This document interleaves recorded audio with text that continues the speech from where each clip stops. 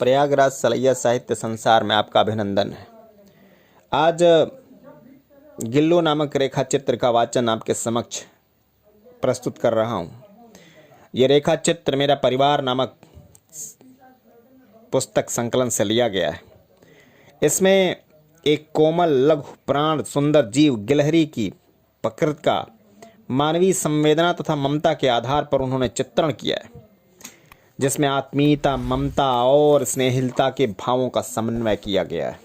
गिल्लू। सोनजूही में आज एक पीली कली लगी है। उसे देख कर अनायास ही उसे छोटे से जीव का स्मरण होया, जो इस लता की सघन हरितिमा में छिप कर बैठता था और फिर मेरे निकट पहुंचते ही मेरे कंधे पर कूद कर मुझे चौंका देता था। तब मुझे कली की खोज रहती थी, पर आज उस लघु प्राणी की खोज है। परंतु वह तो अब तक इस सोनजूही की जड़ में मिट्टी होकर मिल गया होगा। कौन जाने स्वर्णिम कली के बहाने वही मुझे ऊपर चौंका आ गया हो। अचानक एक दिन सवेरे कमरे में बरामदे में आकर मैंने देखा, दो कौवे एक गमले के चारों ओर चोंचों से छुआ छुअल जैसा खेल रहे हैं। यह काक भुसुंडी भी विचित्र पक्षी है। एक साथ समादरित, अनादरित, अति सम्मानित, अति अवमानित। हमारे बेचारे पुरखे न गरुड़ के रूप में आ सकते हैं, न मयूर के, न हंस के। उन्हें पितर पक्ष में हमसे कुछ पाने के लिए काक बनकर ही अवतूर्ण होना पड़ता है। इतना ही नहीं, हमारे दूरस्थ प्रियजनों को भी अपने आने का मधु संदेश इनके कर्कश स्वर में ही देना पड़ता है। दूसरी ओर हम कौवा और काँव काँव करने के अवमानना के अर्थ में ही प्रयुक्त करने लगते हैं। मेरे काक पुराण के विवेचन में अचानक बाधा आ पड़ी, क्योंकि गमले और दीवार की संधि में छिपे एक छोटे से जीव पर मेरी दृष्टि रुक गई। निकट जाकर देखा, गिलहरी का छोटा सा बच्चा है, जो संभवतः घोंसले से गिर पड़ा है और अब कौवे जिसमें सुलभ आहार खोज रहे हैं। काक द्वय की चोंचों के दो घाव उस लघु प्राण के बहुत थे, अतः वह निश्चेष्ट सा गमले में चिपटा पड़ा हुआ था। सबने कहा कि कौवे की चोंच का घाव लगने के बाद यह बच नहीं सकता, अतः इसे ऐसे ही रहने दिया जाए। परंतु नहीं मन माना। उसे हौले से उठाकर कमरे में ले आई, फिर रुई से रक्त पोंछकर घावों पर पेंसिलीन का मरहम लगाया। रुई की पतली बत्ती दूध में भिगोकर जैसे तैसे उस नन्हे मुंह में लगाई, पर मुंह खुल न सका और दूध की बूंदें दोनों ओर लुढ़क गईं। कई घंटे के उपचार के उपरांत उसके मुंह से एक बूंद पानी टपकाया जा सका। तीसरे दिन वह इतना अच्छा और आश्वस्त हो गया कि मेरी उंगली अपने दो नन्हे पंजों से पकड़कर नीले कांच की मोतियां जैसे आंखों से इधर उधर देखने लगा। 3-4 मास में उसके स्निग्ध रोएं, झब्बेदार पूंछ और चंचल चमकीली आंखें सबको विस्मित करने लगी। हमने उसकी जातिवाचक संज्ञा को व्यक्तिवाचक का रूप दे दिया और इस प्रकार हम उसे गिल्लू कहकर बुलाने लगे। मैंने फूल रखने की एक हल्की डलिया में और रुई बिछाकर उसे तार से खिड़की पर लटका दिया। वहीं 2 वर्ष गिल्लू का घर रहा। वह स्वयं हिलाकर अपने घर में झूलता और अपनी कांच के मनकों की आंखों के कमरे के भीतर और खिड़की के बाहर न जाने क्या देखता समझता रहता था। परंतु उसकी समझदारी और कार्यकलाप पर सबको आश्चर्य होता था। जब मैं लिखने बैठती, तब अपनी ओर मेरा ध्यान आकर्षित करने की उसकी तीव्र इच्छा होती थी। उसने एक अच्छा उपाय खोज निकाला। वह मेरे पैर तक आकर सर्र से पर्दे पर चढ़ जाता और फिर उसी तेजी से उतरता। उसका यह दौड़ने का क्रम तब तक चलता जब तक मैं उसे पकड़ने के लिए न उठती। कभी मैं गिल्लू को पकड़कर एक लंबे लिफाफे में इस प्रकार रख देती कि अगले 2 पंजों और सिर के अतिरिक्त सारा लघु गात लिफाफे के भीतर बंद रहता। इस अद्भुत स्थिति में वह कभी कभी घंटों मेज पर दीवार के सहारे खड़ा रहकर वह अपनी चमकीली आंखों से मेरा कार्यकलाप देखा करता था। भूख लगने पर चिक चिक करके मानो वह मुझे सूचना देता और काजू या बिस्कुट मिल जाने पर उसकी स्थिति में लिफाफे से बाहर वाले पंजों से पकड़कर उसे कुतरता रहता। फिर गिल्लू के जीवन का प्रथम वसंत आया। नील चमेली की गंध मेरे कमरे में हौले हौले आने लगी। बाहर की गिलहरियां खिड़की की जाली के पास आकर चिक चिक करके न जाने क्या कहने लगीं।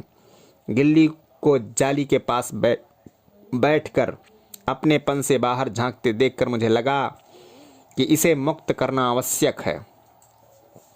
मैंने कीले निकालकर जाली का कोना कोना खोल दिया और इस मार्ग से गिल्लू के बाहर जाने पर सचमुच ही मुक्ति की सांस ली। इतने छोटे जीव को घर में पले कुत्ते और बिल्लियों से बचाना एक समस्या ही थी। आवश्यक कागज पत्रों के कारण मेरे बाहर जाने पर कमरा बंद ही रहता है। मेरे कॉलेज से लौटने पर जैसे ही कमरा खोला गया और मैं भीतर पैर रखा, वैसे ही गिल्लू जाली के द्वार से भीतर आकर मेरे पैर से सिर और सिर से पैर तक दौड़ लगाने लगा। तब से यह नित्य का क्रम हो गया। मेरे कमरे से बाहर जाने पर गिल्लू भी खिड़की की खुली जाली की राह बाहर चला जाता और दिन भर गिलहरियों के झुंड का नेता बना। हर डाल पर उछलता कूदता रहता और ठीक 4 बजे वह खिड़की से भीतर आकर अपने झूले में झूलने लगता। मुझे चौंकाने की इच्छा उससे न जाने कब और कैसे उत्पन्न हो गई। कभी फूलदान के फूलों में छिप जाता, कभी पर्दे की चुन्नट में और कभी सोन जूही की पत्तियों में। मेरे पास बहुत से पक्षी हैं और उनका मुझसे लगाव भी कम नहीं है, परंतु उनमें से किसी को मेरे साथ मेरे खाने की थाली में हिम्मत न हुई, ऐसा मुझे स्मरण नहीं आता। गिल्लू इनमें अपवाद था। मैं जैसे ही खाने में पहुंचती, वह खिड़की से निकलकर आंगन की दीवार बरामदा पार करके मेज पर पहुंच जाता और मेरी थाली में बैठ जाना चाहता। बड़ी कठिनाई से मैंने उस थाली के पास बैठना सिखाया, जहां बैठकर वह मेरी थाली में से एक एक चावल उठाकर बड़ी सफाई से खाता रहता। काजू उसका प्रिय खाद्य था और कई दिन काजू न मिलने पर वह अन्य खाने की चीज़ें या तो लेना बंद कर देता या झूले के नीचे फेंक देता था। इसी बीच मुझे मोटर दुर्घटना में आहत होकर कुछ दिन अस्पताल में रहना पड़ा। उन दिनों जब मेरे कमरे का दरवाज़ा खोला जाता, गिल्लू अपने झूले से उतरकर दौड़ता और फिर किसी दूसरे को देखकर उसी तेजी से अपने घोंसले में जा बैठता। सब उसे काजू दे जाते, परंतु अस्पताल से लौटकर जब मैंने उसके झूले की सफाई की तो उसमें काजू भरे मिले, जिनसे ज्ञात हुआ कि वह उन दिनों अपना प्रिय खाद्य कम खाता था। मेरी अस्वस्थता में वह तकिए पर सिरहाने बैठकर अपने नन्हे नन्हे पंजों से मेरे सिर और बालों को इतने हौले हौले सहलाता रहता था कि उसका हटना एक परिचारिका के हटने के समान लगता। गर्मियों में जब मैं दोपहर में काम करती रहती तो गिल्लू न बाहर जाता न अपने झूले में बैठता। वह मेरे निकट रहने के साथ गर्मी से बचने का एक सर्वथा नया उपाय खोज निकाला था। वह मेरे पास रखी सुराही पर लेटा रहता और इस प्रकार समीप भी रहता और ठंडक में भी रहता।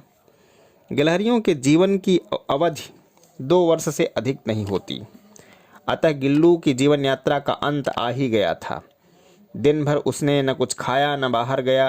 रात में अंत की यातना में वह अपने झूले से उतरकर मेरे बिस्तर पर आया और ठंडे पंजों से मेरी वह उंगली पकड़कर हाथ से चिपक गया, जिसे उसने अपने बचपन की मरणासन्न स्थिति में पकड़ा था। पंजे इतने ठंडे हो रहे थे कि मैंने जागकर हीटर जलाया और उसे उष्णता देने का प्रयत्न किया, परंतु प्रभात की प्रथम किरणों के स्पर्श के साथ ही वह किसी और जीवन में जागने के लिए सो गया। उसका झूला उतार कर रख दिया और खिड़की की जाली बंद कर दी गई, परंतु गिलहरियों की नई पीढ़ी जाली के उस पार चिक चिक करती ही रहती है और सोनजूही पर बसंत आता ही रहता है। सोनजूही की लता के नीचे गिल्लू को समाधि दी गई, इसीलिए कि वह उसे लता सबसे अधिक प्रिय थी। इसलिए भी कि लघुगाथ का किसी बासंती दिन जूही के पीलाभ छोटे फूल में खिल जाने का विश्वास मुझे संतोष देता है। जय हिंद, वंदे मातरम।